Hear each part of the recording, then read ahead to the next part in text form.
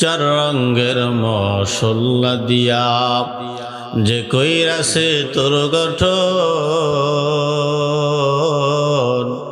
চার রঙের মশলা দিয়া আগুন পানি মাটি বাতাস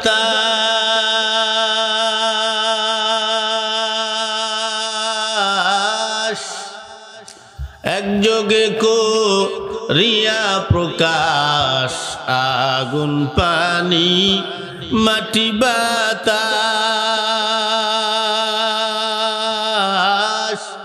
একযোগে করিয়া প্রকাশ। দেখিলি না তুই কইরা তালাশ, ওরে দেখলি না তুই কইরা তালাশ, কোন জায়গা সে মহাজন। চার রঙের মশলা দিয়া, চার রঙের মশলা দিয়া যে কইরাছে তোর গঠন, চার রঙের মশলা দিয়া, চার রঙের মশলা দিয়া। জোরে বলা যাবে কি মারহাবা।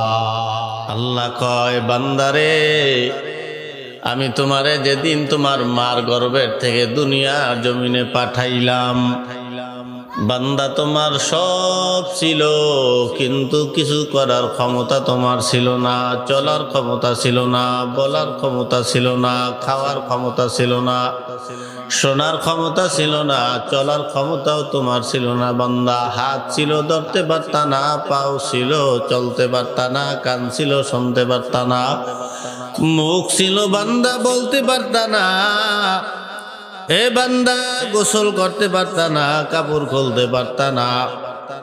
আমি তোমার মা দিয়া, খালা দিয়া, ফুফু দিয়া, চাচি দিয়া, বড় ভাই দিয়া, বড় বোন দিয়া আমি আল্লাহ তোমারে লালন পালন করাইলাম। আমি আল্লাহ, তুমি চলতে পারতা না, তোমারে চলাইয়া দেওয়া হইতো, বলতে পারতা না, কাপড় পরতে পারতা না, তোমারে পরাইয়া দেওয়া হইতো, গোসল করতে পারতা না, তোমারে গোসল করাইয়া দেওয়া হইতো।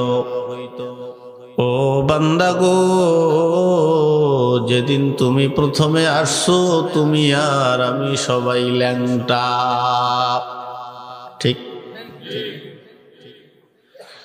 না? আমার পেটেতে কাপড় চোপড় পরিয়ে বাইরে দৌড় মারছি কেউ?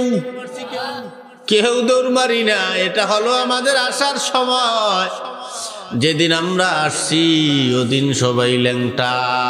আবার যেদিন বিদায় নিবারে বান্দা, ওই দিনও নাকের শ্বাস যদি একবার বন্ধ হইয়া যায়, নিজের শরীরের পোশাকটাও নিজের হাতে তুমি খুলতে পারবা না, ঠিক না? আল্লাহ কয়, আপনারা জানেন মসজিদে একটা খাট আছে, জানেন? চার পায়া খাট। ওই খাটটাকে এক ধরনের বিমান বলা হয়। ওই বিমান আমাকে আনার জন্য আমার বাড়ি যাবে। এখানে যারাই আমরা আছি গো, আমাদের প্রত্যেককে আনার জন্য আমাদের বাড়িতে গিয়ে হাজির হবে। আপনার আমার আপনজনেরা সাদা কাপড়ে প্যাকেট বানাইয়া ওই বিমানের উপরে শোয়াইয়া দিবে। ওই চার পায়া খাটের বিমান আপনাকে আমাকে লইয়া যে উড়াল মারবে, জীবনে কোনোদিন ওই বিমান আপনাকে আমাকে লইয়া আর কোনোদিন বাড়ি ফেরবে না, ঠিক না? আল্লাহ কয়, যেদিন নাকের শ্বাস বন্ধ হয়ে যাবে ওই দিনও তোমার সব থাকবে। চোখ থাকবে মেলা, কিন্তু কিছু দেখার ক্ষমতা থাকবে না। জবান থাকবে, বলার ক্ষমতা থাকবে না। হাত থাকবে, ধরার ক্ষমতা থাকবে না। পাও থাকবে, চলার ক্ষমতা থাকবে না। কান থাকবে ঠিক, কিন্তু শোনার কোনো ক্ষমতা তোমার থাকবে না। আল্লাহ কয়, বান্দা অপর মানুষে গায়ের কাপড়টা খুলবে, গরম পানি দিয়ে গোসল করাবে, সাদা কাপড়ের প্যাকেট বানাইয়া আপন লোকেরা খাটিয়ার উপরে শোয়াইয়া চারজন আপন মানুষ কান্দে করিয়া এমন একটা জায়গার দিকে নিয়ে যাবে, যেই জায়গাটায় তুমি দিনের বেলা যাইতে বড় ভয় পাইতা, কবর দেখলে বড় ভয় পাও। এই যে কনকনে শীত, লেপ্তশোক, খাতা বালিশ অনেকগুলা মুড়া দেওয়ার পরেও শীত যায় না। সামান্য একটু ফাঁকা থাকলে বাতাস ঢোকে, তা ওটার বাজা বড় ঠান্ডা, ওই জায়গাটারে আবার আটকে দেয়। এই শীতের রাত্রে এই দিনে যদি কেউ মারা যায়, যেই লোকটা কম্বল লেপ্তশোক মুড়া দিয়ে ঘুমাইতো, বলেন তো তারে কি কবরের ভিতরে লেপ্তশোক দেওয়া হবে? ওই সাদা 3 খান পাতলা কাপড় তোমারে পেঁচাইয়া ওই আপনজনেরা মাটির ভিতরে নামাইয়া শোয়াইয়া দিয়া চিরদিনের জন্য মাটি চাপা দিয়া চলে আসবে, আর কোনদিন তোমার খবর নিবে না। কথা ঠিক? আপন আপন বইলা যারে বাবসো সারাক্ষণ,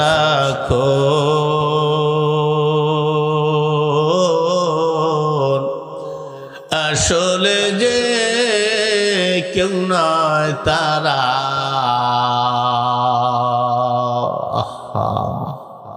কেউ নয় রে আপন আপন আপন বইলা যারে বাবলা সারাক্ষণ, আসলে যে কেউ নয় তারা, কেউ নয় রে আপন। আজ না হয় কাল বুঝবা একদিন রে,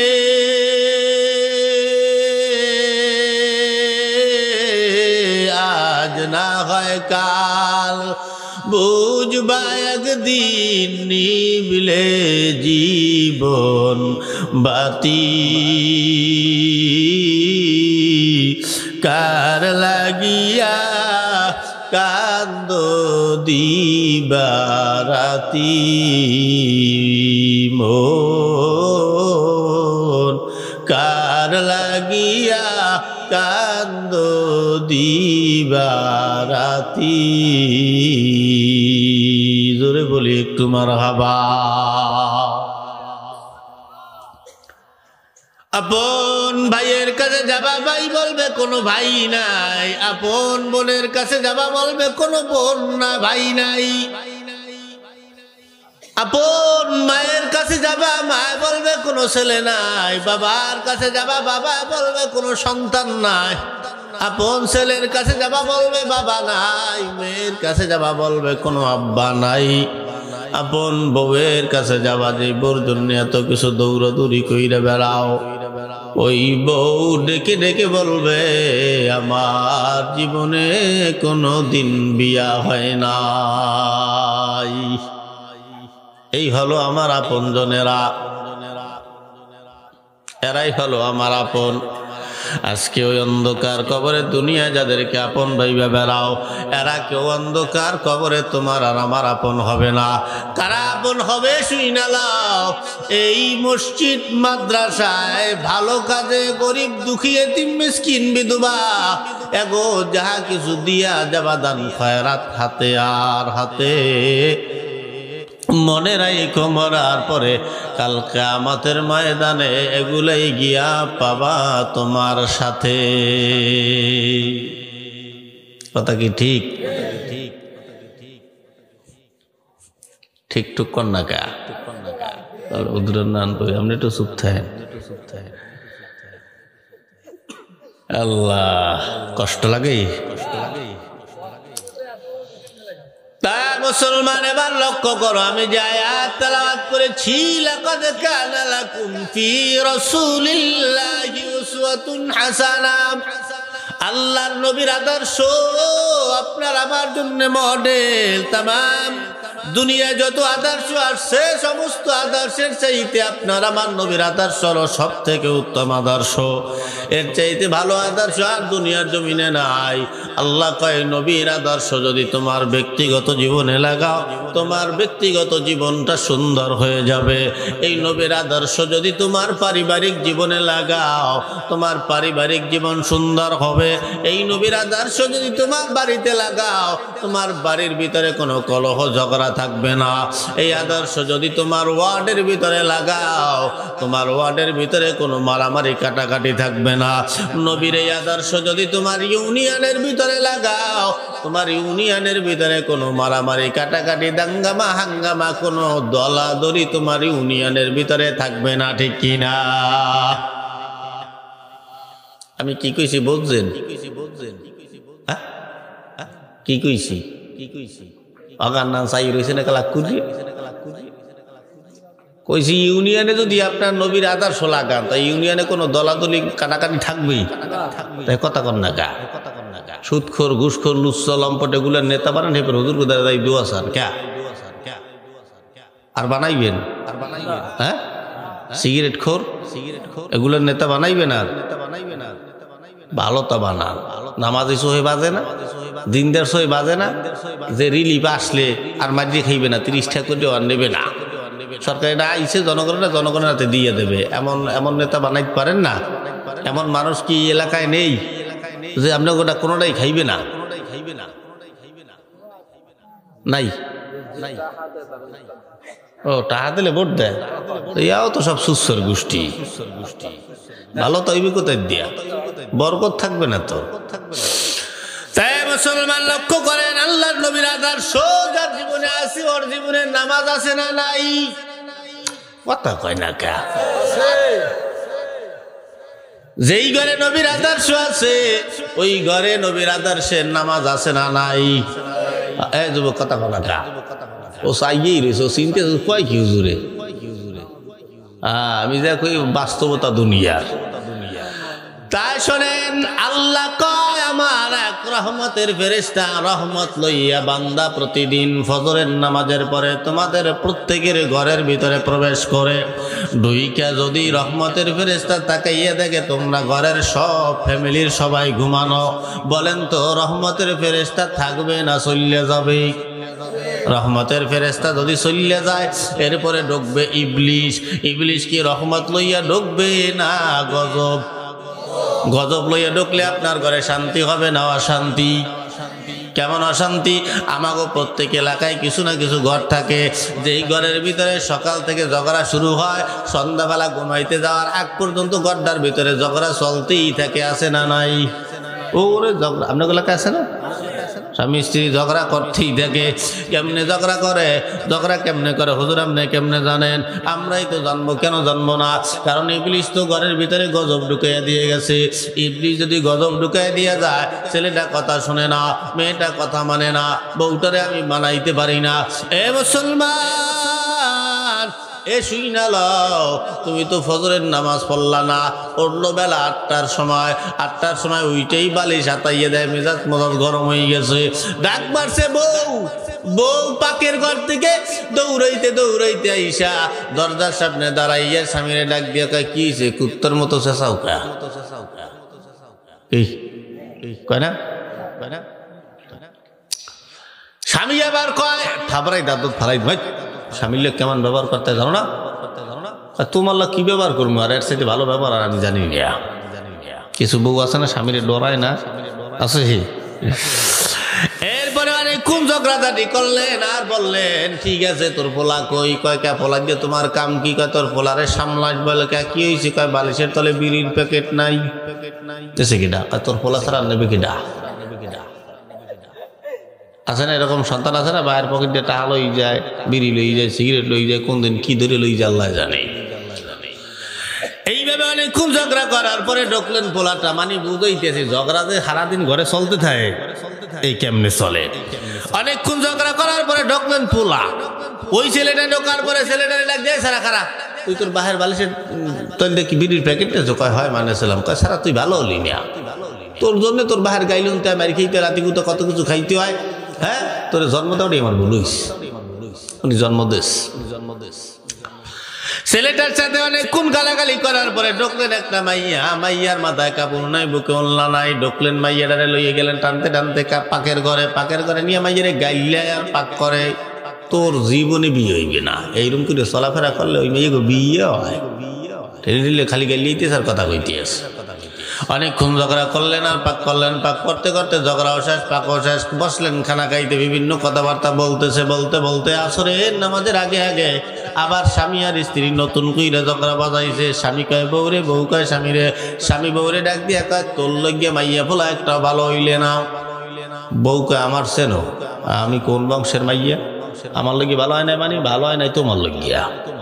কি কয়, কি কয় না, আপনার টাকা কয় না, প্রত্যেকের ঘরেই তো কয়, যাই কইয়ে দেখেন কি কয়।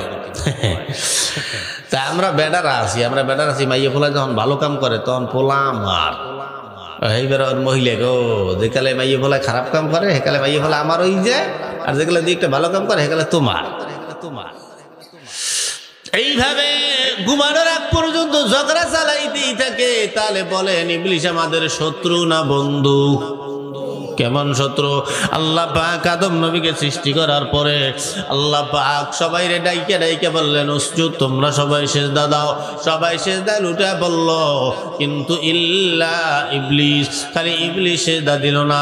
আল্লাহ কয় কি ইবলিস কেন সিজদা দিলি না? ইবলিস আওয়াজ দিয়ে কয় আল্লাহ আমি হইলাম আগুন আর ও হলো মাটি, এতটুকুন পার্থক্য। আল্লাহ কয় লানাতুল্লাহি আলাল ইবলিস, আমি আল্লাহ তোরে ধ্বংস করিয়ে দিলাম। এই কথা শোনার সঙ্গে সঙ্গে ওর মেজাজ গরম হয়ে গেল। আল্লাহ মানে কেন ধ্বংস করলো? বলে এই বনি আদমের কারণে। আমি কি অপরাধ করছিলাম? এই বনি আদমের কারণে আমি জান্নাত থেকে বের হইলাম, জান্নাত আমার জন্য হারাম হয়ে গেল। মনে মনে বড় রাগ করলো, আর মনে মনে ভাবলো এই বনি আদমের কারণে যেহেতু আমি জান্নাত থেকে বের হইলাম, তাহলে আমি কোনোদিন একটা বনি আদমকেও জান্নাতে ঢুকতে দিব না, সব জান্নাত থেকে বের করিয়ে দিব, সবগুলারে জাহান্নামে পাঠাবো। এই চিন্তা ভাবনা করিয়া আল্লাহর আওয়াজ দিয়া গো আল্লাহ গো, যেহেতু জান্নাত থেকে বের করিয়েই দিলেন, যাওয়ার আগে আগে আমি আপনার কাছে কিছু চাবো, আপনি আল্লাহ কি দেবেন? আল্লাহ কয় কি চাবি চা, মন মানসিকতা ভালো আছে তাড়াতাড়ি চা। আওয়াজ দিয়ে কয় আল্লাহ যেহেতু বিদায় করিয়েই দিয়েছেন, জান্নাত থেকে বের করিয়েই দিয়েছেন, যাওয়ার আগে আগে আমি কিছু চাই, আমারে দিয়ে দেন। বলে কি? বলে প্রথম নাম্বারে আল্লাহ আমাকে দেবেন কিয়ামত পর্যন্ত হায়াত দিয়ে দেন। আল্লাহ কয় দিয়ে দিলাম, যা। এরপরে কিছুক্ষণ বরাবর আল্লাহরে ডাইকা জিগায়, আল্লাহ কিয়ামত পর্যন্ত হায়াত কেন নিলাম? আপনি আল্লাহ কি জানেন? আপনাদের কি বিশ্বাস আল্লাহ কি জানে? পণ্ডিতে আল্লাহরে জিগাইতেছে আল্লাহ জানে কিনা? আল্লাহ কয় না জানি না। কেন নিছুস বল। আওয়াজ দিয়ে কয় আল্লাহ কিয়ামত পর্যন্ত হায়াত নেওয়ার মানে হলো আপনার এই বান্দাগুলোকে আমি জান্নাতে যাইতে দিব না। আল্লাহ কয় কোথায় নিবি? বলে আল্লাহ জাহান্নামে নেব। কেমনে নিবি? কয় আল্লাহ তোমার এই বান্দাগুলোকে জাহান্নামে নেওয়ার জন্য আমি হাজার হাজার মজার মজার গুনাহ রাস্তাগুলা খুইলা দিব। তোমার এই বান্দাগুলা গুনাহ করবে আর জাহান্নামে যাবে। এজন্য দেখবেন দুনিয়া যত গুনার রাস্তা আছে, সমস্ত গুনার রাস্তার ভিতরে কিন্তু মজা আছে। আপনারা কথা কন না কা না, ভাত খান না, কই কিছুই তো কর না, খালি হুজুরগুলি কথা কই লইবে, জোরে কই দিবি না। আমার তো চেনেন আপনারা, আমি তো কইয়ে থাই যে বক্তার শ্রোতা যতক্ষণ এক না ততক্ষণ ময়দানে আওয়াজ ভালো হয় না। তা বোঝেন না, ঘরে স্বামী আর স্ত্রীর ভালোবাসা যদি এক না হয়, ওই ঘরে কি শান্তি ঢুকবে? বোঝেন না তো কথা কন না কা। আমি 1 লাখ লস করতেছি, সারা ঝিমাইতেছে বই বইয়া না, ঘুমে ধরছে। আল্লাহুম্মা আমিন দিয়ে দেবো। হ্যাঁ কথা কইবেন, ওই মুখ বেঁধে বই রয়েছে, উনি কইতেছে না কইতেছে এই তো বুঝতে আসি না। ঠিক হ্যাঁ, যুবকরা কথা কনা কা, ও যে যুবক আছে না বুড়ো হয়ে গেছে এই তো বুঝতে আসি না আমি। হ্যাঁ, যুবকরা কাছে না ইয়া মোবাইলে খাইছে তোমারে, মোবাইলে খাইছে, ঠিক না? ঠিক মানে হাসুয়ে খাইছে নাকি? একটু কথা কইছেন, ওই বেটা ঘুমায় বই বই ওই। তাই মুসলমান একটু লক্ষ্য করেন, আলোচনার দিকে যাই, খেয়াল করেন কি কথাগুলো বলি, একটু লক্ষ্য করেন। তাহলে ইবলিস বললেন তোমার এই বান্দাকে জাহান্নামে নেওয়ার জন্য আমি হাজার হাজার মজার মজার গুনার রাস্তাগুলো দিব। দুনিয়া যত গুনার রাস্তা আছে, সমস্ত গুনার রাস্তায় মজা আছে না নাই? সুদ খাইতে মজা, ঘুষ খাইতে মজা, খারাপ পথে চলতে মজা, সিনেমা হল দেখতে মজা, মোবাইল দেখতে মজা, খারাপ পথে চলতে মজা, বেপরদায় চলতে মজা, পরের মাইয়ার লগে প্রেম করতে মজা, চুরি করতে মজা, ডাকাতি করতে মজা। নিজের বউর লগে কথা কইতে ভালো লাগে না, পরের বউর লগে কথা একবার শুরু হইলে আর বুঝি শেষ হয় না। আমেরা কন না সব আল্লাহর ওলি। ভাবি ভাবি ভাবি সাহেবের লোক কথা কন। আল্লাহ ফিডেই বিশ্বের মোবাইলে টাহা ঢুকাইয়া পরের বউরে জান পাখি লক্ষ্মী কলজা মুরগির গু পায়খানা আবি দেবী বলাইয়া করি আল্লাহ ওই মহিলা হয়ে গেছে পাগল হইয়া। স্বামী থুইয়া ওই বেড়ার লাগিয়ে পাগল হয়ে গেছে। যে এরম ডাকতো আমার স্বামীও আমারে দেয় না। তাই জান পাখি লক্ষ্মী কলজা আইলাবু টাইলাবু এগুলো যদি কোনো মানুষ নিজের বউরে প্রত্যেক দিন কয়, আর বউ কি ওরে ভালো না বাসতে পারে? ভালোবাসে উল্টোই ফেলায় না। নিজের বউর লগে যে কথা কইতেছে না জানি কুত্তায় পাত দিতে আছে এক্সের দেখি। তাই পরের বউর লগে এত সুন্দর মিষ্টি মিষ্টি কথা কইয়া নিজের বউর লগে চটাং চটাং মেজাজ দেখাও, তুমি বোঝো কিছু? তোমার বউ যদি তোমার সার্টিফিকেট দিয়ে দেয় যে আল্লাহ আমার স্বামী ভালো ছিল, তুমি জান্নাতি মিয়া। আর স্বামী যদি বউরে সার্টিফিকেট দেয় তাহলে বউ জান্নাতি। যে ঘরে স্বামী স্ত্রীর মিল মোহাব্বতটা যত বেশি, আল্লাহ ওই ঘরে রহমত বরকত এবং কামাই রোজগারে তত বরকত বেশি হয়। তুমি এদিকে মোহাব্বত না রাখি ওদিকে মোহাব্বত রাখলে তোমার সংসারে জীবনে শান্তি ঢুকবে আর জীবনে বরকত হইবে। তো ওর দিকে ভ্যান বেচা লাগবে, খরাত করে ওটা পাবা না। মগায় বোঝে না কিছু, বউ থুই আর আগুন আর বউ ধরে দৌড়ায়। ওই ঘরের জগা খিচুড়ি খা ভাল লাগবে সারা জীবন। ওটা স্পেশাল রক্ত। এই জন্যই তো বউরা মাঝে মাঝে কয়, ওই দরজা দিয়ে যখন স্বামী ঢোকে ওই বউ আগে বাগে পোলাপান করে সাথে ঢোকে, পোলাপান তোরা চুপ থাক, ওই শয়তান ভাই ঢুকছে। কি কয় না আঁকা মাথায় মেয়া? আপনি ওইরকম ব্যবহার করলে কি করবে? আর আপনার বউদের আপনি ভালো হইতে বলেন, নইলেন যে শয়তান। তা শয়তান ভালো, ভালো ব্যবহার করে।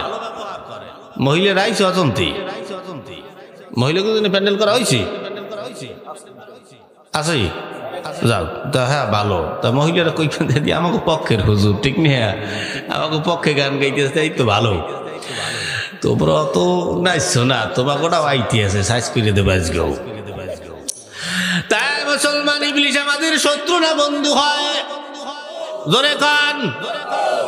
একদিন পয়গম্বর মুসা নবী এইভাবে মজলিসের ভিতরে বসা, হঠাৎ করিয়া ইবলিশ শয়তান এই বাতির মতো আলোকিত একটা চকচকিয়া টুপি মাথায় দিয়া আইসা মুসা নবীর সালাম দেয়, আসসালামু আলাইকুম। মুসা নবী চোখ ঘুরাই যাই, কয় কেডা তুই? কয় হুজুর আমি ইবলিশ। কয় তুই আমারে সালাম দিলি কা? কয় হুজুর গো আল্লাহ আপনারে সম্মান দিছে তাই আমি আপনারে সম্মান দিলাম। আল্লাহ মুসা নবী আওয়াজ দিয়া কয় তোর মতন ইবলিশের সম্মান আমি মুসার লাগবে না। মুসা নবী আওয়াজ দিয়া কয় ইবলিশ তোর মাথায় যে একটা টুপি দেখলাম, টুপিটা কোথায়? ইবলিশ কয় পিছনে ফালাই দিয়েছি। কয় কে? কয় আপনি আমার সামনে কেন আনলি না? কয় হুজুর আপনাকে তো আল্লাহ নবী বানায় দিয়েছে, ওটা দিয়ে আপনাকে ধোকা দেওয়া যাবে না। কয় তাহলে ওই টুপি দিয়া তুই করো কি? কয় আমি ওই টুপি দিয়া দুনিয়ার ইমানদার মানুষগুলারে ধোকা দেই। কাগো ধোকা দেয়? ইমানদার। কইতে পারেন আপনি আর আমি ইমানদার না বেঈমান? হাও কইতেরেন না, কইতেরে না। কি কইতেরবে না? আপনি আর আমি হলাম কি ইমানদার? কি ইমান না বেঈমান? যে যে কয় না হেরা মনে হয় যে বেঈমান। কোনটায় আপনি আর আমি কি ইমানদার? এই ইমানদার খুব ধোকা দেয়। কেমনে ধোকা দেয়? ইমানদার গো ধোকা দেয় বলে কেমনে? বলে একদল ইমানদার আছে আল্লাহু আকবার কই হাত বান্ধিয়া দরজার দিকে চাইয়ে একবার চাই যে কিনা ঢুকলে খালে গেলা তা ঢুকলে নাকি কি চাই কি চায় না জানে না, তাই ঢুইকা যায়। এইভাবে হয়। আর একদল আছে আমার এক মুসল্লি, এদিনকে আমি বাসার থেকে রওনা দিয়েছি, মসজিদে নামাজ পাইনি, মাদ্রাসার হুজুররা দাঁড়ায় গেছে, আমি পিছনে অজুর কইরা নামাজ পড়তে ঢুকলাম। এর মধ্যেই এক মুসল্লির পিছনের এক কাতারে এক মুসল্লির মোবাইল বাজ, আর এক মুসল্লি পাশে খারাপ নেই। ও তো জানে টানে না, ওর নামাজ সাইডে দিয়ে ওর মেজাজ গরম হয়ে গেছে। মোবাইল বাজ তোর হুজুর কয়বার নিষেধ করছে, তোর এখন মোবাইল বাজ তাড়াতাড়ি বেড়ে নামাজ পড়ে তাড়াতাড়ি বন্ধ কর। আমি যে পিছনে ও আর দেয় নাই, ও পিছনে চাইতে যাবি খারাই রয়েছে চাইয়ে রয়েছে গুলিয়া ওই কিছু কওয়ার আগেই আল্লাহ কবি আবার খারাই গেছে এতে নামাজ তাহে তা আছে না আপনার এত বছর বয়স হয়ে গেল আপনি এখন এটাই জানলেন না কি জবাব দেবেন আল্লাহর কাছে আমাদের দেশে আরো কিছু ইমানদার আছে যারা এলাকায় নামাজ পড়ে আর নিজের বড় ইমানদার দাবি করে আশেপাশের লোক এলাকার অন্য কাউরে কিছুই মনে করে না নিজেরই নিজে ইমানদার মনে করে আমি ইমানদার আমি নামাজি আমি রোজাদার আমার চাইতে ভালো আর নামাজি ভালো আর রোজাদার কেউ নাই এরকম একদল মানুষ আছে না নাই এতটুকু অহংকার যিনি করলো ওর জীবনের সব নামাজগুলা বাতিল হইয়া গেল এতটুকু চিন্তা খালি আপনার মাথায় আসছে এলাকার মধ্যে মনে হয় যে আমি নামাজ পড়ি আমার চাইতে আর ভালো নামাজি এলাকায় কেউ নাই এতটুকু চিন্তায় আপনার সব নামাজ বাতিল তাই এই সমস্ত চিন্তাগুলো কি মাথায় আনা যাবে আমি নামাজি মনে হয় আমি রোজাদার এগুলো কি বলা যাবে এগুলো বলা যাবে না খেয়াল করতে হবে ইবলিস আওয়াজ দিয়ে কও পয়গম্বর মুসা আমি যাওয়ার আগে আগে তোমাকে তিনটা জিনিস বইলে দিয়া যাব তিনটা উপদেশ দিয়া যাব এই তিন উপদেশ যদি তুমি মানো তোমার লাভ হবে তোমার লস হবে না তোমার লাভ হবে তোমার লস হবে না এই কথা বলার পরে মুসলমান নবীর উম্মত মুসা নবী কয় কি এমন তিনটা জিনিস বলো তাহলে দেখি মানা যায় কিনা আওয়াজ দিয়া কয় মুসা গো তিনটা উপদেশের ভিতরে এক নাম্বার উপদেশ হলো জীবনে কোনো দিন রাগ করবা না তিন উপদেশের ভিতরে প্রথম নাম্বার উপদেশ জীবনে কোনো দিন রাগ করবা না কি করবা না আমনে কি রাগ আছে নাই রাগ নাই এই জন্য রাগ করা ভালো নয় আল্লাহ কয় বান্দা রেগে গেলা তো হেরে গেলা নবী বলে উম্মত রেগে গেলা তো হেরে গেলা ইবলিস আইসা কয় ও আল্লাহর বান্দারা রাইগা যাবা তো হাইরা যাবা তাহলে বোঝা গেল রাগ খারাপ জিনিস ইবলিস আইসা বইলা যায় তিনটা উপদেশ যে ইবলিস দিতেছে ইবলিসের এই উপদেশগুলো হেলায় হেলায় ফেলাইয়া দিও না মারাত্মক উপদেশ মানে জাহান্নাম থেকে বাঁচার একটা উপায় এক নম্বরে রাগ করা যাবে না তাই বাবা মার সঙ্গে রাগ করা যাবে না মুসলমান আমাদের দেশে অনেক ছেলেরা আছে বাবা মায়ের সঙ্গে রাগ করিয়া কথা বলতে বলতে বলতে বলতে মাথা এতটা গরম করিয়া ফেলায় শেষ মাস গিয়া বাবারে দইরা মারি দেয় বাবার মায়েরে দইরা মারে আছে না নাই আপনাকে এই বাগেরারে আছে মায়েরে মারুনিয়া তা মেরা করেন কি আঙ্গুল শুন বই বই মিয়া পরে বাইরে এলাকায় দিয়ে বাড়ি ছাড়া করবেন হাইয়ার পরে কেটা বাজায় এই বেড়া তুই আর মোবাইল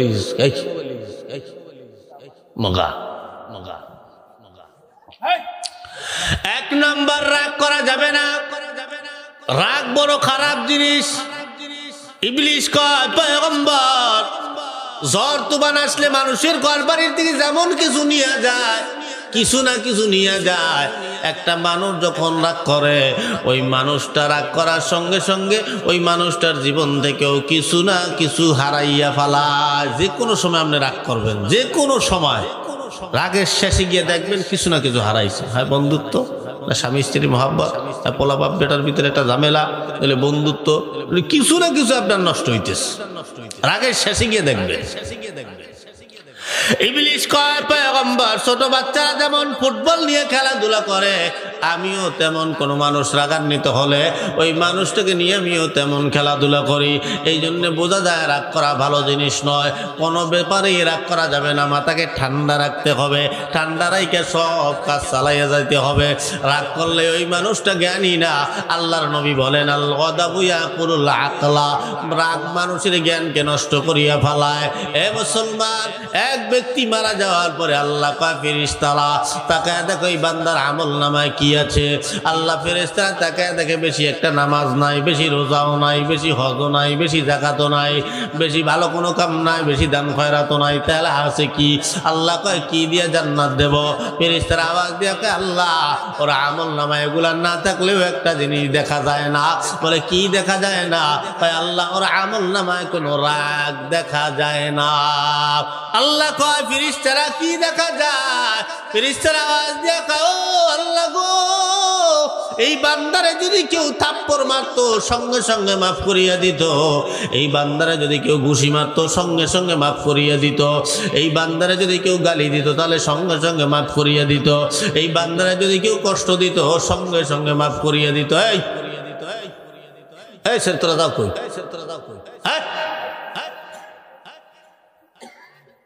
ফাইজলামি শুরু করছো,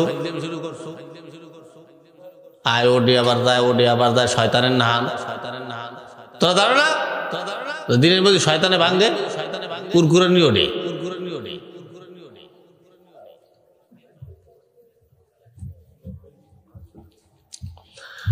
তাহলে মুসলমান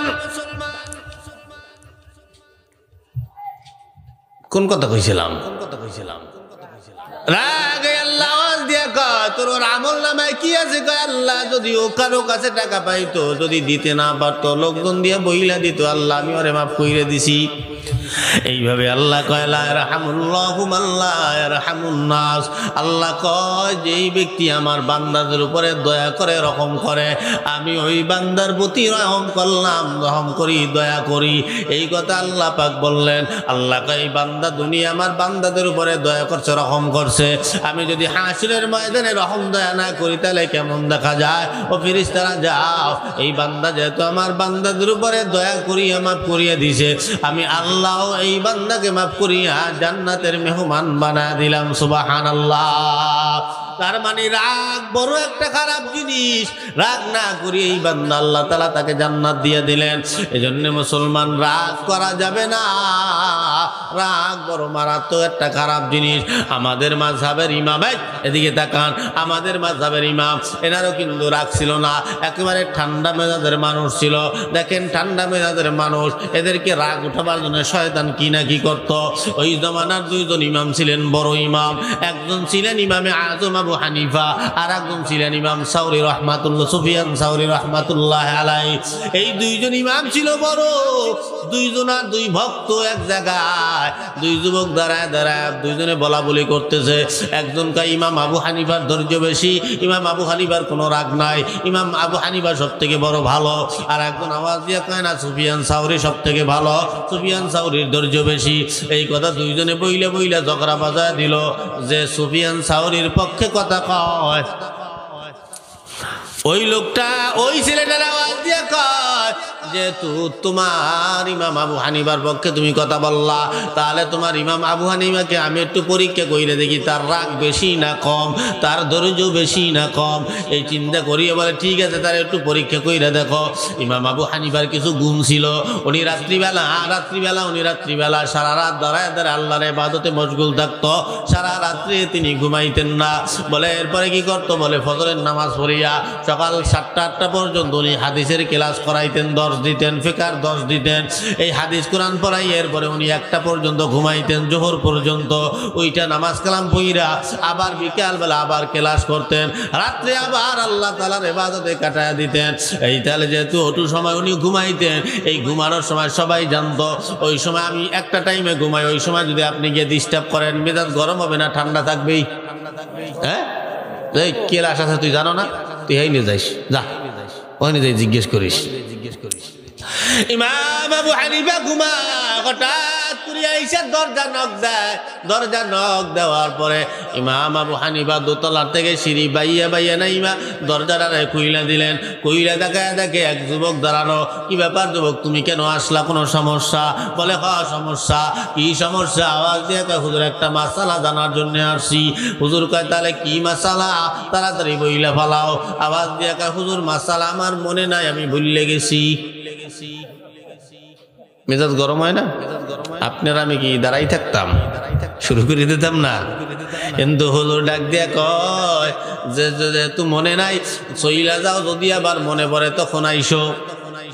উনি আবার চললে গেলেন। যাওয়ার পরে মানে রাগ উঠবে হুজুরের। উনি আবার গেলেন, হুজুরের দোতলায় গিয়ে আবার বিছনাটায় পিঠ লাগাইছে, এমন সময় দরজা টাক দিচ্ছে, মনে পড়ছে। দরজা টাক দেওয়ার পরে আবার দোতলার থেকে সিঁড়ি বাইয়া বাইয়া নাইমা ইসা দরজাটারে খুললেন। আওয়াজ দিয়া কয় কি ব্যাপার? বলে হুজুর মনে পড়ছে। কি মনে পড়ছে? বলে মাসালা। বলে তাড়াতাড়ি কয়। হুজুর আপনি যখন দোতলার থেকে সিঁড়ি বাইয়ে বাইয়ে নামছেন, কটকট করিয়া যে শব্দগুলা হইছে, শব্দগুলা গুনতে গুনতে আমি মাসালাটা ভুলে গেছি। আবার কয় ঠিক আছে তাই যাও, ঠিক আছে আবার মনে পড়লে আইসো। দ্বিতীয়বার আবার আসলেন, আবার হুজুর গিয়ে বিছানা পিঠ লাগাইছে, এমন সময় আবার দরজা টক্কা দিয়েছে। আবার হুজুর দোতলার থেকে সিঁড়ি বাইয়ে বাইয়ে নেই মা দরজাটা খুইলে দিয়েছে। দরজা খোলার সঙ্গে সঙ্গে কিরে যুবক মাসালা কি মনে পড়ছে? বলে হ্যাঁ হুজুর মনে পড়ছে। তাহলে বলো তাড়াতাড়ি কি এমন মাসালা? মানুষে পায়খানা করে না, কথা হয় না। ও জিগেইতেছে হুজুর এই পায়খানার স্বাদ মিডিয়া না তিতিয়া, মানে ডাইরেক্ট জিগেছে হুজুর গুড় স্বাদ মিডিয়া না তিতিয়া। এই এটা বিয়ের মাসালা হয় কি, বা তালাকের মাসালা হয়, বা কঠিন কোনো একটা মাসালা ফতু হয়, তাহলে বুঝতাম যে না একটা মাসালা জিজ্ঞেস করছে একটু বলি। ও ফুট করে জিগে গুড় স্বাদ মিডিয়া না তিতিয়া, এই কর বরাবরে আর হুজুরে তো ঘুমাইবে, রাগ উঠাইতেছে। কয়বা জান গুড় স্বাদ যখন গুড় তাজা থাকে তখন গুড় স্বাদ হয় মিডিয়া, আর যখন গুড় সব শুকাই যায় তখন গুড় স্বাদ হয় তিতিয়া। এখন মনের ভিতরে প্রশ্ন থাকে না যে হুজুর কি গু খাইতেই দেখলে নাই নাকি, না জিজ্ঞেস হুজুর আপনি গু খাই দেখছেন? দেখ বেড়া সব জিনিসের স্বাদ কি খাইয়ে বোঝা লাগে? কিছু জিনিসের স্বাদ দেখিয়াও বোঝা যায়। কয় কেমনে? কয় যখন মানুষ পায়খানা করে তখন ওটা একটু তাজা থাকে, তখন দেখবি মশা আর মাছি কিন্তু বসে। যখন শুকাই যায় শক্ত হয়ে যায় তখন ওটার উপর কিন্তু মশা মাছি পড়ে না। তাহলে বোঝা যায় যখন ভিজে থাকে তখন ওটা স্বাদ থাকে, আর যখন শুকাই যায় তখন ওটা তিতে হয়ে যায়, ওটা আর মজা থাকে না। ভাইজু কয় এবার চলিয়া যাও। কয় হুজুর আপনি পাস। বলে কেমন পাস বুঝলাম না। কয় দুই বন্ধু ঝগড়া বাজায় দিয়েছি, আপনি ভালো না সুফিয়ান সাউরি ভালো। তাই উনি বললো আপনার কথা, আমি বললাম তার কথা। তাই আমি আপনাকে পরীক্ষা করার জন্য এই জায়গায় আসলাম, আপনার ধৈর্য কেমন, আপনার রাগ কেমন। তাই হুজুর আপনি 100-তে 100 পাস করে ফেলাইলেন। তার মানে বোঝা গেল মুসলমান রাগ বড় মারাত্মক খারাপ জিনিস, এজন্য সচরাচর রাগ করা যাবে না। এ মুসলমান নবীর উম্মত, এই নবীর আদর্শ আজকে আমাদের রাগ। নবীর আদর্শের ভিতরে কিন্তু কোনো রাগ নাই। আমার নবীর মাথায় সেজদায় গেছে কাফেররা কত মারধর করছে, আমার নবী কখনো রাগ করলেন না। আমার নবী সেজদায় গেছে কাফেররা উটের নারী বুড়ি আইনা নবীর মাথার উপরে দিয়ে দিছে, আমার নবী রাগ করেন নাই। ও মুসলমান, ওহুদের পাহাড়ে এরপরে তায়েফের ময়দানে এই যুবকেরা পাথর মারতে মারতে মারতে মারতে নবীর শরীরটারে রক্তাক্ত বানাইয়া ফেলাইছে। এরপরেও আমার একটা সেকেন্ডের জন্য রাগ করলেন না। জিবরাইল আমিন দুই পাহাড়ের দুই ফেরেশতা লইয়া আল্লাহর নবীর কাছে হাজির হয়ে গেল। ইয়া রাসূলুল্লাহ, ইয়া হাবিবাল্লাহ, আপনি যদি অনুমতি দেন নবী গো, তাহলে তাইফবাসীকে দুই পাহাড়ের মাঝখানে ফালাইয়া পিষা দেব। এই কথা বলার পরে আল্লাহর নবী কান্দে আর কয়, জিবরাইল, এই জাতি হয়তো ওরা আমাকে চিনে না, তাই ওরা আমারে মারধর করে, কিন্তু ওদের প্রজন্মে যারা আসবে হয়তো তারা আমার দিন প্রচার গুলা তাম দুনিয়ার ভিতরে করবে। আল্লাহ নবীর কথা আজকে বাস্তবায়িত হয়ে গেল। আল্লাহ নবী এত মার খাওয়ার পরেও রাগ করলেন না। ও মুসলমান, সেই নবীর যদি দুনিয়ায় বইছে কেউ গালি দেয়, আমরা উম্মতেরা কি সহ্য করতে পারি?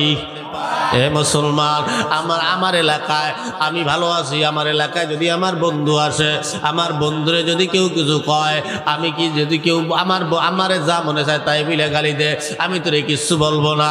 কিন্তু আমার বন্ধু বেড়াইতে আসলে আমার বন্ধুরে কেউ যদি কিছু কয়, আমি কি ওরে সাইরা দেব? আমার বাপ হইলেও তো আমি তারে ছাড়ি না। বাপের লাগেও ছেলেরা ঝগড়া বাজায়া দেয়, আমার বন্ধুরে তুমি এ কথা কইতে কেন গেলা? হে মুসলমান, তাহলে আল্লাহর বন্ধু হলো মুহাম্মদ। আল্লাহ কয় আমি আল্লাহরে যা মনে চাই তাই ক, আমি আল্লাহরে যা মনে চাই তাই বল, আমি আল্লাহরে যেরকম মনে চাই সেরকম গালি দে, অসুবিধা নাই। কিন্তু আমার বন্ধু মুহাম্মদ রে কেউ যদি কিছু কয়, আমি তোর জবান বন্ধ করে দিব। হাত দিয়ে কিছু করলে আমি আল্লাহ তোর হাত অবশ করিয়ে দেব, চোখ দিয়ে চোখ রাঙ্গায় তাকাইলে তোর চোখ বন্ধ করে দিব। এ মুসলমান, একদিন আল্লাহর পয়গম্বরের চাচা আবু তালেব, ইনি তখন জীবিত। আল্লাহর নবীর চাচা আবু তালেব যতদিন দুনিয়া জীবিত ছিল, আল্লাহর নবীর চেহারার দিকে চোখ রাঙ্গায় তাকানোর সাহস দুনিয়ার কোনো বেঈমানেরা পায় নাই। একদিন উতবার বাড়ি, উতবা ছিলেন শুনবেন না, হুজুর গো জবান যে শুনবেন, হুজুরা কিন্তু একবার একটা নাম কয়, আবু জেহেল উতবা সাইবা। এই আবু জেহেল উতবা সাইবা এখানে এক নাম না, এখানে তিনজনের নাম। আবু জেহেল একটা, উতবা একটা, সাইবা একটা, তিনোটাই বদমাইশ। এই উতবার বাড়ি গেলেন, যাওয়ার পরে উতবা চিন্তা করে, হায় আল্লাহ, আমার বাড়িতে মুহাম্মদ একটা সম্ভ্রান্ত পরিবারের মানুষ, জীবনে আমার বাড়ি কোনোদিন আসে নাই, আর আসবে কিনা তা জানি না। তবে আল্লাহ যেহেতু মুহাম্মদ এসেই গেছে, তাহলে মুহাম্মদের একটা বেলা খানা না খাওয়াই আমি আমার বাড়ির থেকে যাইতে দিব না। এই কথা বলার পরে আল্লাহর বান্দা এবার আওয়াজ দিয়া কয়, মুহাম্মদ তুমি আমার বাড়ি একটা বেলা খানা খাইবা। আল্লাহর নবী বলেন অসম্ভব, তোমার বাড়ি খানা খাইতে পারবো না। অদ্য বলে না খাওয়া লাগবে, আল্লাহর নবী বলেন না খাইতে পারবো না। অদ্য বলে না খাওয়া লাগবে, আল্লাহর নবী বলেন ঠিক আছে খাইতে পারি, তবে একটা শর্ত আছে। কি এমন শর্ত? আওয়াজ দিয়া উতবা, তুমি যদি কালিমা পড়তে পারো তাহলে আমি তোমার বাড়ি খানা খাইতে পারবো, অসুবিধা নাই। এই কথা বলার সঙ্গে সঙ্গে উতবা বেঈমান মানুষ তো সঙ্গে সঙ্গে কালিমা শাহাদাত পড়িয়া নিলেন। আল্লাহর নবীও খানা খাইতে বসে গেলেন। হঠাৎ করিয়া কিছুক্ষণ পর সাইবা নামের বেঈমান আইসা দাঁড়ায়, কিরে উতবা, তুই বলে মুহাম্মাদের কালিমা পড়ছ, মুহাম্মাদের আবার খানাও খাওয়াও, তুই নাকি মুহাম্মাদের দলে চলে গেছ, তাহলে আমাদের দলের খাতা থেকে তোর নামটা কাইটা দিলাম। বলে না না, কালিমা পড়ি নেই। বলে সবাই শুনছে, বলছে তুমি কালিমা পড়ছো। বলে আরে পাগল, ওই মুহাম্মদ রে খানা খাওয়ানোর জন্য কালিমা পড়ছি মুখে মুখে, কিন্তু অন্তরে অন্তরে মানি লা তোদা ভগবান রে। জোরে বলা যাবে কি নাউজুবিল্লাহ? এগুলারে কয় মুনাফিক। মুখে মুখে একটা, অন্তরে রাখে আর একটা। আমার কাছে 90 আওয়ামী লীগ ছিল, 90 আওয়ামী লীগটা ওইয়ের এক ধরনের মুনাফিক ছিল। এখন তো আর ক্ষমতায় নাই, এখন আবার 90 বিএমপি হইবি, কথা কন না কা? এগুলো হইলো মুনাফিক। আওয়াজ দিয়ে কয় না, তোমারে আর আমাদের দলের ভিতরে রাখা যাবে না, তোমারে বের করে দিব। আগামীকাল সকালবেলা আইসো। কয় ভাই না, আমারে বের করিস না, আমি তো তোকে দলেই আছি, খালি মুহাম্মদ রে খাওয়ানোর জন্য মুহাম্মদের দলেই একটু কালেমা পড়ছিলাম। ওটা সমস্যা নেই, ওটা মুখে মুখে, অজয় সমস্যা নাই। অন্তরে তো আর মানি না, অন্তরে তো লাদা ভগবান রে মানি। এই কথা বলার পরে না, বিশ্বাস করি না আমি তোমাদের, আমাদের দলে যে আসো। বলে তাহলে কি করলে বিশ্বাস করবা? কয় মুহাম্মদের গালে একটা থাপ্পড় বললে বিশ্বাস করবো। যে মুহাম্মাদের গায়ে একটা মশামাছি পরা হারাম, ওই মুহাম্মাদের গায়ে থাপ্পড় মারবে, আমার আল্লাহ কি সহ্য করতে পারে? এ মুসলমান, এবার উতবা চিন্তা করে, আল্লাহ আবু তলেব সামনে বসা, এই অবস্থায় যদি আল্লাহ নবীর গায়ে একটা হাত দেয়, আবু তলেব আমার জিন্দা গাইরা ফেলাবে। আবু তলেব থাকা অবস্থায় আল্লাহ নবীর চেহারা দিয়ে চোখ রাঙ্গায় তাকানোর সাহস দুনিয়ার কোনো নেতার ছিল না। উতবা আর চাইতে পারলেন না, বলে এটা তো সম্ভব নয়। বলে তাহলে মুহাম্মাদের চেহারা থুতু নিক্ষেপ করো। এই কথা বলার পরে কয় দূরে থেকে থুতুটা তো নিক্ষেপ করা যায়। এই চিন্তা করিয়া এবার আল্লাহর নবীর গায়ের দিকে থুতু নিক্ষেপ করলেন। বলেন তো আমরা দুনিয়ার সবাই চুপ থাকলেও, আমরা সবাই কিছু না বললেও আমার মাওলায় কি চুপ থাকতে পারে? আল্লাহর মেজাজ গরম হয়ে গেল। উতবা, আমার বন্ধু আমারে যা বলে চায় তাই কর, অসুবিধা নাই, কিন্তু আমার বন্ধু মুহাম্মাদের গায়ে থুতু মারবে, আমি আল্লাহ সহ্য করতে পারবো না। এবার যখন থুতু নিক্ষেপ করলেন দূরের থেকে, ওনার থুতুটারে আল্লাহ আগুনের গোল্লা বানাইয়া উতবার চেহারা খানা পুইরা ভস্ম বানাইয়া দিলেন। আল্লাহ কিতাবের ভিতরে লেখে, মরণ পর্যন্ত উতবার চেহারায় পুরা দাগ গুলা লাই গেছিল, কাল কিয়ামতের ময়দানেও পুরা দাগ সহ লইয়া উঠতে হবে। এ মুসলমান, এই জন্য আল্লাহর নবীর সঙ্গে বেয়াদবি চলে না। আজকে আমরা বাংলাদেশে বৈশা আমার নবীরে গালি দেয়, আল্লাহরে গালি দেয়। ও মুসলমান, আমরা কিছুই বলতে পারি না, কারণ কি বলে আমাদের ভিতরে নবীর মহব্বতের প্রেম কম আছে। আমি যতটুকু জানি বাংলাদেশের যুবকেরা যদিও দাড়ি রাখে না, যদিও নামাজ পড়ে না, তাই বলে আল্লাহ নবীর মহব্বত অন্তরে কিন্তু কমতি নাই। আমি যতটুকু জানি কোন বেঈমান নাস্তিক মুরতাদরা আমার এই দাড়ি কাটা যুবক এবং বেনামাজি যুবকের সামনে দিয়া আল্লাহর নবীরে গালি দিয়া যাইতে পারবে না, ঠিক না? এ মুসলমান, আমরা তো আবার ভয় কইরা বেড়াই, আমরা তো এখন বর্তমানে ভারতের ভয় করিয়ে বেড়াই। ভারতের ভয় করেন না? আপনার বাইরে দেই মারিয়ে যায়, কিছু কর না ঘরে বইয়া। ইসকন চৌধুরী, কি চৌধুরী জানি না, ইসকন ইসকন ইসকন সদস্য ছিলেন না? ওটার নাম কি জানেন? হ্যাঁ, হিন্দু সংগঠন। আমাকে মুসলমান ভাইগো মারে বাংলাদেশে বই বইয়া, আমরা কিছু কইতেরি না। ওই কিছু কইতে গেলে হুজুররা কয়, ওই স্টেজে গিয়ে বাধা দেয়, হুজুরের সমস্ত কথা কইয়েন না। ও আওয়ামী লীগ করে, বিএমপি করে। তুমি করো আওয়ামী লীগ, তুমি করো বিএমপি, তোমার একটা কমন সেন্স বলতে একটা জিনিস আছে। তোমার দেশে বৈশা তোমার বাইরে মাটি ফেলাই দিয়েছে, আর তুমি বিদেশের পক্ষ নিয়ে তুমি তাদেরকে বাধা দাও, নিষেধ করো। তোমার সাহস দিকে আমি বাঁচি না। তুমি কোন মায়ের পেটে জন্মগ্রহণ করলা? পরে ডাইরেক্ট ওই স্টেজে পিড়ি মারিয়ে ফেলাই না উচিত, কথা কন না গা। তোর পক্ষই নিছে, তো তোরও মারিয়ে ফেলাম যা। এরা আবার ভয় পায় ভারতরে। আপনারা কি ভারতরে ভয় পান? কে ভারতরে ভয় পাওয়ার কি আছে? হিন্দু রাষ্ট্র কয়টা পৃথিবীতে? একটা না? আর একটা থাকতে পারে, ধরলাম দুইটা বা একটাই ধরেন। এই একটা হিন্দু রাষ্ট্র, এই এক হিন্দু রাষ্ট্র যদি বাংলাদেশের দিকে চোখ রাঙ্গাইয়া তাকায়, তাম পৃথিবীতে মুসলমান দেশ আছে 57টার থেকে 60টা পর্যন্ত। তাই 60টা মুসলমান দেশ বইয়ে বই কি আঙ্গুল ছুইবে? হ্যাঁ, আমাকে বাংলাদেশ ছোট, আর ওরা বড় হয়েছে দেখে খেলে আমরা কিছু কইতে পারবো না। আরে খালি বাংলাদেশে আলু নেয় নাই, তাতেই ভারতের ভিতরে মারামারি শুরু হয়ে গেছে। এরকম 57টা রাষ্ট্রের মানুষ যদি কয় বাংলাদেশের দিকে চোখ রাঙ্গাই তাকাবি, তোর ভারতের সম্পূর্ণ সম্পদগুলো বয়কট করে দেবো, কোনো কিছু তোর ভারত থেকে কেনা হইবে না। ওরম ভারত খয়রাতে হইতে সময় লাগবে মাত্র 2 দিন, কথা কর না কা। তোর মতন ভারতের বেল নেই। ওই মোদি নামলো বললিয়া, মোদি নামলো বললিয়া একটু অপেক্ষা করেন। তো ও ভয় করি কোনো লাভ নাই। মুসলমান কি মরণে ভয় করে? হ্যাঁ, মরণের কোনোদিন মুমিনেরা ভয় করতে পারে না। মুমিনরা তো মরণের পুরস্কার স্বরূপ মনে করবে, আসছি মরতে হইবে। এই যে বছরের আজকে প্রথম দিন 2025 সাল, কত খুশি। 31st নাইট দিয়ে করতে আছে, কপাল ফুরিয়ে ফেলাইতে আছে, আগুন লাগাই ফেলাইছে ঢাকা শহরে। মাইয়া ভোলা কত নারী যে আজকে গর্ভবতী হবে আল্লাহ জানে, কত মাইয়ার ইজ্জত নষ্ট হবে।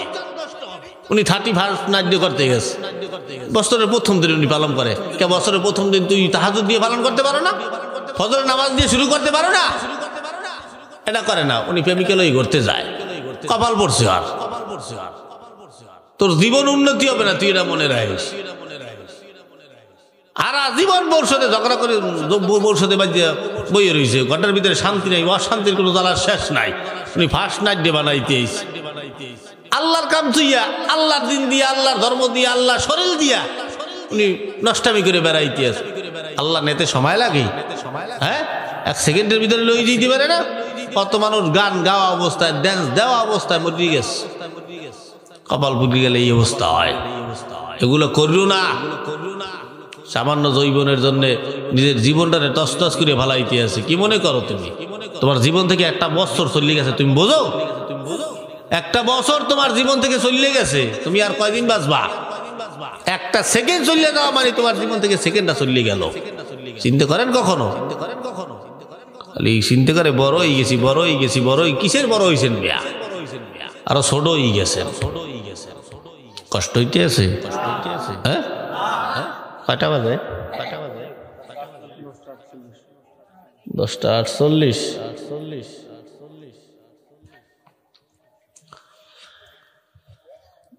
আরো কি চলবে না? 11টার ভিতরে শেষ করবো? হ্যাঁ, আসেন, একটা আমল দেওয়ার কথা ছিল, ঠিক না? একটা আমল দিয়ে যাই জীবনে।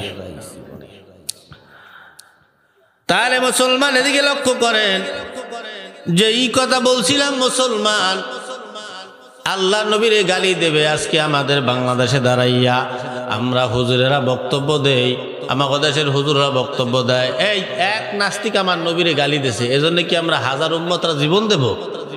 হ্যাঁ, সাহাবীরে কি জীবন দিয়েছে? দেশে না? কয়টা নিয়ে দেশে? আল্লাহ নবীর জন্য যাইয়ে কি মাঠে নামিয়ে কি জীবন দিয়ে দিয়েছে যে বুক পাইতেছি দাও আমার খুন করে তুমি যাও নবীর জন্য আমি নামছি এই কইছে তো হানজালা উহুদের ময়দানে কাফেরদের ভিতরে ঢুকে কলা গাছের মতো কস কস কস কস করিয়ে খালি কাটছে কাটতে কাটতে কাটতে কাটতে লাস্টে যাইয়া উনি শহীদ হয়েছে একজন সাহাবী 20 জন মারছে তারপরে ও শহীদ হয়েছে 20 জনারে জাহান্নামে পাঠাইছে এরপরে ও জান্নাতে গেছে এটাই ছিল নীতি আর আমরা ওই একজন নাস্তিক গালি দিয়েছে আল্লাহ নবীরে আমরা ঢাকার শহর বড় বড় হুজুররা নাইকিয়া হাজার হাজার জনগণ উপস্থিত হয় আর জায়গাও কেটা কেটা নবীর জন্য জীবন দিতে প্রস্তুত তো সাদা কাপড় পরিয়ে নামাও নামছে যেই নাস্তিক গালি দিয়েছে ওই কাছের আয়না রুমের মধ্যে ওই টিভির দিকে চাইছি দেখতেছে হুজুররা করতে আছে কি হুজুররা নামছে এদিকে পুলিশ ঠাস ঠাস করে গুলি করে মারতে আছে কিছু মরছে আর কিছু রক্তাক্ত বাড়ি ফিরছে কি এটার নাম জীবন এটার নাম শহীদ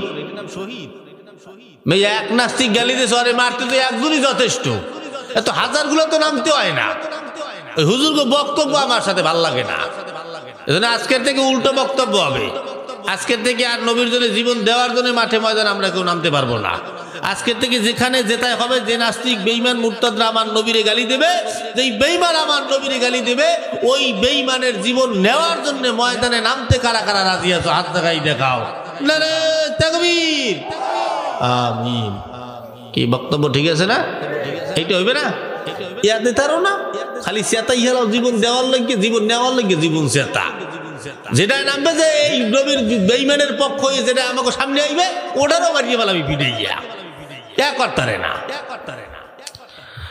তাই আছো ইলমুদ্দিন একজন আল্লাহ দাড়ি কাটা যুবক ভারতের ভিতরে একটা বই লেখছে রঙ্গিলা রাসূল এই রঙ্গিলা রাসূল বইটা লেখার পরে ওই দাড়ি কাটা শোনো এক দাড়ি কাটা যুবক ওই বইটা পড়ছে বইটার ভিতরে আমার নবীর বিরোধিতা অনেক কিছু লেখছে আমার নবীর বিরুদ্ধে অনেক কথা লেখছে অকাত্য ভাষায় গালিগালাজ করছি আমার নবীর এই কথাগুলা পড়ে আর চোখ দিয়ে পানি বেয়ে বেয়ে পড়ে আরও ডাইকে মনে মনে ভাবতেছে আল্লাহ আমার নবীর বিরুদ্ধে সমস্ত আবিদেবী কথাগুলো লেখছে তাহলে ওই বেঈমানদের না মারা পর্যন্ত আমার কলিজা ঠান্ডা হবে না এই আল্লাহর বান্দা এবার আওয়াজ দিয়া কয় দৌড়ে গেলেন মায়ের কাছে যাওয়ার পরে গিয়া কয় মা আমার নবীরে গালি দিয়েছে যেই নবীরে জানের চাইতে বেশি মহব্বত করি মা এই বেঈমানরে না মারা পর্যন্ত আমার কলিজা ঠান্ডা হবে না মা বলে যা বাজার আমি তোরে আল্লাহ রসুলের নামে বিদায় করে দিলাম তোরে কোরবানি করিয়ে দিলাম যাও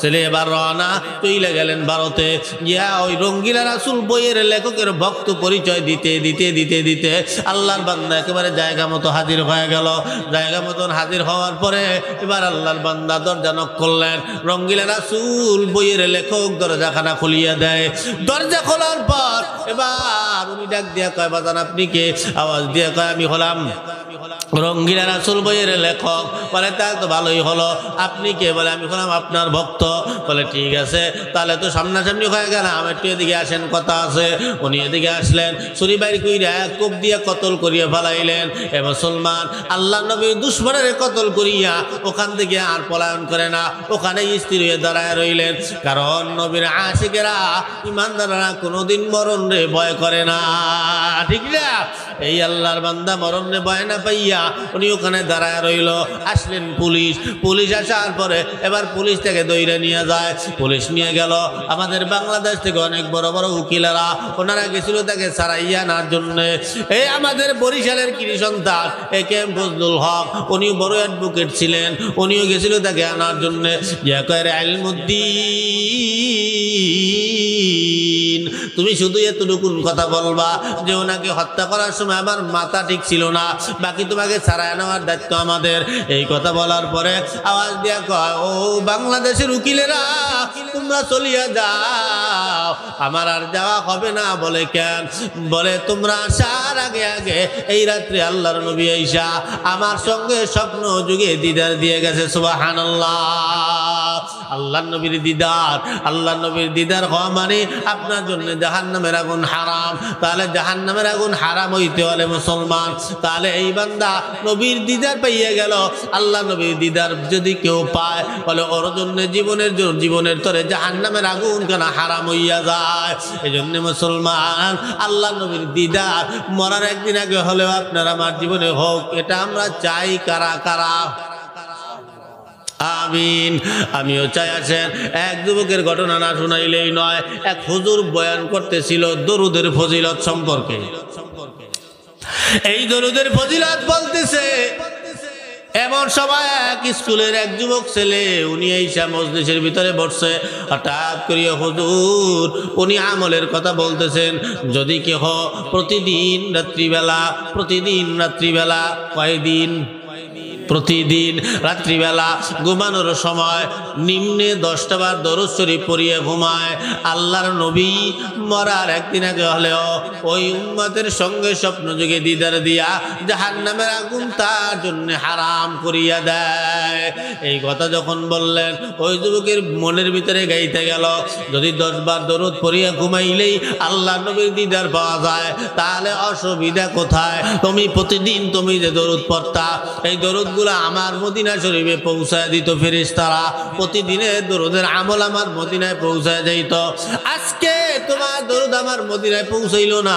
আমি চিন্তায় পড়ে গেলাম, হায় আল্লাহ, আমার উম্মতের কোনো অসুবিধা হইল কিনা, আমার উম্মত কোনো বিপদে পড়লো কিনা, আমার উম্মতের কোনো ঝামেলা হইল কিনা। এই জন্য আমি দেখার জন্য, স্মরণ করায় দেওয়ার জন্য তোমার ঘরে চলে আসলাম। উম্মত ওঠো, তাড়াতাড়ি দরুদটারে পইরা নাও। আল্লাহর বান্দা নবী যাওয়ার পরে দরুদ পড়লেন। ওই যে দরুদ ধরলেন, জীবনে কোনো দিন দরুদ ছাড়লেন না। তাহলে নবীর দরুদ পড়লে নবী দিদার দিয়া যায়। ও মুসলমান, আপনার আমার বেলায় অন্যরকম গইটা যাইতে পারে। তাই নবীর দিদার যদি মরার একদিন আগে হলেও যদি নবী দিদার দেয়, এই 1 মিনিট 2 মিনিটের আমল ঘুমানোর সময় করতে আমরা রাজি আছি তো সবাই? আল্লাহ আমিন। আপনাকে আমাকে আল্লাহ পাক আমি করিতে আপনাকে বইলে দিয়ে গেলাম। বাজান জীবনে আর কি আছে যা আব্দুর রহমান হুজুরে বলছে আমি নিয়ত করে ফেলাইলাম। আমি বিভিন্ন মোবাইলে কথাবার্তা বইলে বেড়াই, রাত 2টা 3টার সময় ঘুমাও সমস্যা নাই। বালিশের সঙ্গে মাথা লাগাইয়া এই আঙ্গুলটারে এই আঙ্গুলের সঙ্গে লাগাইয়া আল্লাহর আদালতে দুরুদগুলো পড়া আরম্ভ কইরা দিবা। বইসে এইভাবে একটা একটা গন্ধে থাকবা। যে দুরুদ আপনি পারেন, একেবারে ছোট দুরুদ আমরা যেটা সহজভাবে পারি, সাল্লাল্লাহু আলাইহি ওয়াসাল্লাম, এটা তো আমরা পারি। 10 বার পড়তে বেশি সময় লাগে না। তাই মুসলমান আল্লাহ নবীর এই আমল কাটাইয়া যদি মরার একদিন আগেও হয়, আপনি যদি আমল করতে থাকেন, মরার একদিন আগে হলেও আল্লাহর নবী আপনার সঙ্গে স্বপ্নযোগী দিদার দিয়া আপনাকে জান্নাতের মেহমান বানাইয়া দিয়া যাবে। এজন্য আজকে কাটি ওয়াদা করতে হবে যে হুজুর জীবনে যা করছি আর না করছি, অন্তত ঘুমানোর সময় এমন একটা সময় দিলেন হুজুর, একেবারে ফ্রি সময়, ঠিক না? অন্য কোনো কাজ আছে? এই ফ্রি সময় আল্লাহ এই আমলটা করতে রাজি আছে ইনশাআল্লাহ। আমিন। আসেন বাজান, জীবনে কত ভালো কাম করলেন, সব ভালো কাম দিয়ে তো জান্নাত পাওয়া যাবে না। জীবনে হাজারো ভালো কাম করবেন, কবুল হবে একদিনের ভালো কাম। জীবনে অনেক নেকের কাজ করবেন, কবুল হবে একদিনের নেকের কাজ। জীবনে অনেক দান করবেন, 1 বার 2 বার না 1000 বার দান করছেন, কিন্তু একবারের দান কবুল হয়। কথা ঠিক? হ্যাঁ, কোন দান কবুল হয় কারো দুনিয়ার আমাদের কারো জানা নাই। 1 লোক মরে গেছে, মারা যাওয়ার পরে আল্লাহ কয় বান্দা তুমি জাহান্নামে যাও। তা ডাক দিয়ে আল্লাহ কে জাহান্নামে যাবো? কে কয়টা তুই যাবি কই? তোর আমল নামায় কিচ্ছু নাই, তো তুই জাহান্নামে যাবি না, যাবি কই? কয়টা আল্লাহ ওই যে অমুক মাদ্রাসাতে 10 লাখ টাকা দিয়েছি, হ্যাঁ অমুক মসজিদ দিয়েছি 5 লাখ, সেগুলো গেলে কো? অমুক গরিব দিছি আল্লাহ 2 লাখ, অমুক এতিমরে দিছি 1 লাখ, অমুক বিধবা মহিলা কোথায় দিছি আল্লাহ 50,000, অমুক গরিবরে দিছি 20,000। এই যে 10 লাখ 20 লাখ 5 লাখ 10,000 20,000 কোটি আল্লাহ দান করিলাম, এই দানগুলো গেল কো? আল্লাহ কয় ওই দানগুলো তুমি করছো ঠিক, কিন্তু আমি আল্লাহর জন্য হয় নাই, তাই আমি আল্লাহ কবুলও করি নেই, তাই তুমি জাহান্নামে যাবা। এমনকি আল্লাহ এত টাকা দান করিয়া এখন লাস্টেই আমার জাহান্নামে যাওয়া লাগবে না, এটা তো আল্লাহ ভালো লাগলে না। তা আল্লাহ যেহেতু জাহান্নামে যামুই, তো আল্লাহ আমার টাকা কয়টা আমার দিয়ে দাও। আল্লাহ বাইরে সোজা করে ফেলাবো। কয়তে আল্লাহ এখন জাহান না দেবে, এটা কোনো কথা হইলে? আল্লাহ কয় বান্দা আমি আল্লাহ তো আছি, আমি আল্লাহর মায়ার দয়ার কোনো অভাব নাই। তবে বান্দা তোমার একদিনের একটা দান আমি আল্লাহ কবুল করছি। কয়দিনের? একদিনের। নার্সাদ হয়ে গেছে, আল্লাহ কোন দিনের দানটা কবুল করলেন? বান্দা তুমি একদিন রাস্তা দিয়ে চলতেছিলে, তোমার ধন সম্পদ ছিল, অনেক টাকা পয়সার মালিক তুমি, তখন রাস্তায় চলতে তো হঠাৎ তোমার এতটা প্রচন্ড ক্ষুধা পেটের ভিতরে লাগছে, তুমি না খাইলে আরতে পারতেছো না, খাওয়াই লাগবে, যা খাও। পকেটে হাত দিয়ে দেখো যে একটা টাকাও নাই, আছে মাত্র 10 টাকা। 10 টাকা দিয়ে কি হয়? তাও যা মনে মনে চিন্তা করলেন, সামনে চাইদেন হোটেল, সিঙ্গারা পুরি আছে, চিন্তা করলেন যা 2টা সিঙ্গারা খাবো, 1 গ্লাস পানি খাবো, পেটটা ঠান্ডা হয়ে যাবে। এই আশায় আদলেন হোটেলের দিকে। হোটেলে ঢোকার আগে আগে এক লোক দৌড়ে এসে পাও 2টা ধরে কয়, ভাই আজকে 3 দিন ধরে কিছু খাইনি, আপনি আমার কিছু টাকা দেন, 3 দিনের ক্ষুধার একটু নিবারণ করবো। আপনার মায়া লাগিয়ে গেল যে আল্লাহ আমি একক তো ভাত খাই না, তাতেই আমার পেটের মধ্যে গাড়ি চালাইতে আছে, আরো 3 দিন খায় না, তাহলে ওর কি অবস্থা? আল্লাহ যা খাইলাম না একটা, কষ্ট করলাম, দিয়ে দিলেন 10টা টাকা। ওরে ও গেল, খাইলো, পেটটা একটু ঠান্ডা হইলো, আল্লাহর দরবারে দোয়া করলো। আল্লাহ কয় বান্দা ওই দিনের ওই 10টা টাকা আমি তোমার কবুল করছি, ওই উসিলায় তোমার সব দানগুলি কবুল করিয়া তোমাকে জান্নাত মেহমান আমি আল্লাহ বানাই দিলাম। তাহলে দান করছে কয়দিন? কবুল একদিন। দান করছে 1000 দিন, বহুদিন। কবুল হয়েছে কয়দিন? একদিন। বাজার আপনারাও তো বহুত দান সদকা করেন, করেন না? সব থেকে উত্তম দান কোথায় হয়? আসেন। এক লোক মদ খায়, মদ ছাড়া তার আসর জমে না, এই মদখোর। উনি একদিন রাত্রিবেলা সন্ধ্যার পরে মদ কেনার জন্য বাজারে রওনা যাইতেছে, হঠাৎ করিয়া রাস্তার পাশে দেখে একটা রুমের ভিতর থেকে ছোট একটা বাচ্চার কান্নার আওয়াজ পাওয়া যায়। উনি মাথাটা ঢুকায় দিয়া কয়, কিরে বাজান তুমি কান্দো কেন? আওয়াজ দিয়ে কয়, আমি কান্দি, আমি কোরআন পড়তে পারতেছি না। বলে কেন? বলে আমার হারিকেনের তেল নাই, কেরোসিন তেল ফুরাইয়া গেছি। ওনার বড় মায়া লেগে গেল, হায় রে, তেলের কারণে কোরআন পড়তে পারবে না, তা তো হয় না, মনটা নরম হয়ে গেল। উনি ডাকলেন, বাজানে দিকে আয়। উনি আসলেন, আসার পরে হেরিকেন নিয়া দোকানে নিয়া হেরিকেনটা তেল দিয়া বইরা দিলেন, আর বইলা দিলেন, বাজান তোমার এই কোরআন পড়ার জন্য যতদিন পর্যন্ত কেরোসিন তেল লাগবে ততদিন পর্যন্ত তোমার চিন্তা করা লাগবে না, যতদিন পর্যন্ত কোরআন পড়ার জন্য কেরোসিনের তেল লাগবে আমি অদম তোমার কেরোসিনের ব্যবস্থা করিয়ে দেব, চিন্তা করা লাগবে না। এই কথা যখন বললেন আল্লাহ খুশি হয়ে গেল। আল্লাহ কয়, আমি আল্লাহর খেলা শুরু, এই বান্দার খেলা এখানে শেষ। এই বান্দা আজরাইল, আল্লাহ আজরাইলকে ডাক দিয়ে, আজরাইল তাড়াতাড়ি যাও, এই বান্দার জানটা কবজ করিয়ে ফেলাও। জান কবজ হয়ে গেল, এই বান্দার খেলা দুনিয়া শেষ। পরদিন সকালবেলা হুজুররা জানাজার নামাজ দিবে। এলাকার সকল ময় মুরব্বীরা জানে ও একটা মদখোর। হুজুরে বাংলা এলাকার ময় মুরব্বীরা মিলিয়ে কয়, এই মদখোরের জানাজা এলাকার ভিতরে হবে না। লাশটারে নিয়ে জঙ্গলে ফালাইয়া দিয়ে আসলেন। ওই দিন রাত্রিবেলা ওই এলাকার বড় হুজুর, যিনি তার আল্লাহ স্বপ্ন যুগে দেখায়, এরে আল্লাহর বান্দা, ও আমার বান্দা, আমার এক বন্ধুর লাশ জঙ্গলে পইরা রইছে, লাশটারে আইনা গোসল দিয়া দাফনের ব্যবস্থা করিয়া দাও। এই কথা বলার পরে হুজুর আবার এলাকার মুরব্বিগো লইয়া গেলেন জঙ্গলে। জঙ্গলে যাওয়ার পরে আল্লাহর বান্দা তাকে দেখে যেই লাশটা মদখোর বলিয়া জঙ্গলে ফালাইয়া দিয়ে গেছে, ওই লাশটাকে আল্লাহ তাআলা বন্ধু বলে সম্বোধন করছে। হুজুর তো বেকুব হয়ে গেল, কি ব্যাপার, আমরা যারে মদখোর বললাম আল্লাহ তারে বন্ধু বলল। এমন কি বিশেষ আমল এই বান্দার ভিতরে ছিল? নিয়ে গেলেন এলাকার লাশটা, এলাকার সবাই ডাইকা ডাইকা জিগায়, আপনারা কি কেউ কিছু জানেন এই লোকটা জীবনে কোনো ভালো কাজ করছে কিনা? সবাই এক বাক্যে বইলে দিল, আমরা জানি না, আমরা জানি নি, একটা মত করছিল। এই কথা বলার পর হঠাৎ করিয়া তাকে দেখে লাইনের শেষ মাথায় ছোট্ট একটা বালক কান্না করে। ডাক দিয়ে কয়, কিরে বাজান তুমি কেন কান্দো? বলে এই বেড়ায়, বলে তুমি কেন কান্দো? বলে আমি তো আমার জন্য কান্দি না, আমি এই লোকটার জন্য কান্দি। তুমি কি এই লোকটাকে চিনো? বলে চিনি, দেই কি তো কান্দি। বলে কেমনে?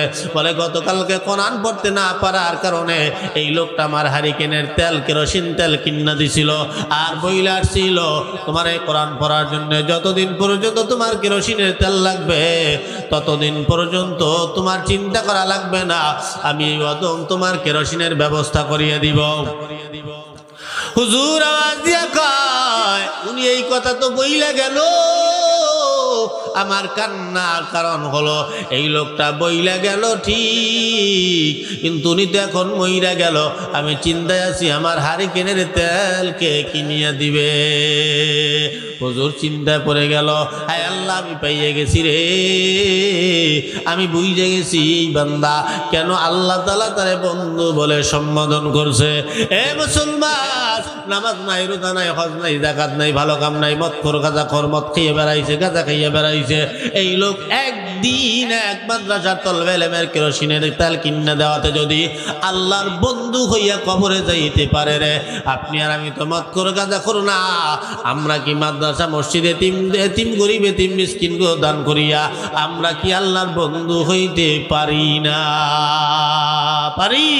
কারা কারা রাতে বন্ধু হইতে হাত জাগায়া দেখাই। আমিন। ইবলিস আওয়াজ দিয়ে কয়, তিনটা উপদেশ, এর ভিতরে 1 নম্বর উপদেশ ছিল রাগ করা যাবে না। 2 নম্বর উপদেশ বলবো, হ্যাঁ 2 নম্বর উপদেশ, এরে মুসা জীবনে কোনোদিন কিপটামি করবা না। আপনারা করেন কিপটামি? করেন না? কিপটামি করা যাবে না। ইবলিস কয় কিপটামি করা আমার শান, দান করা আল্লাহর শান। কিপটামি যে করবে ওর দুনিয়া বরবাদ, আখিরাতও বরবাদ হয়।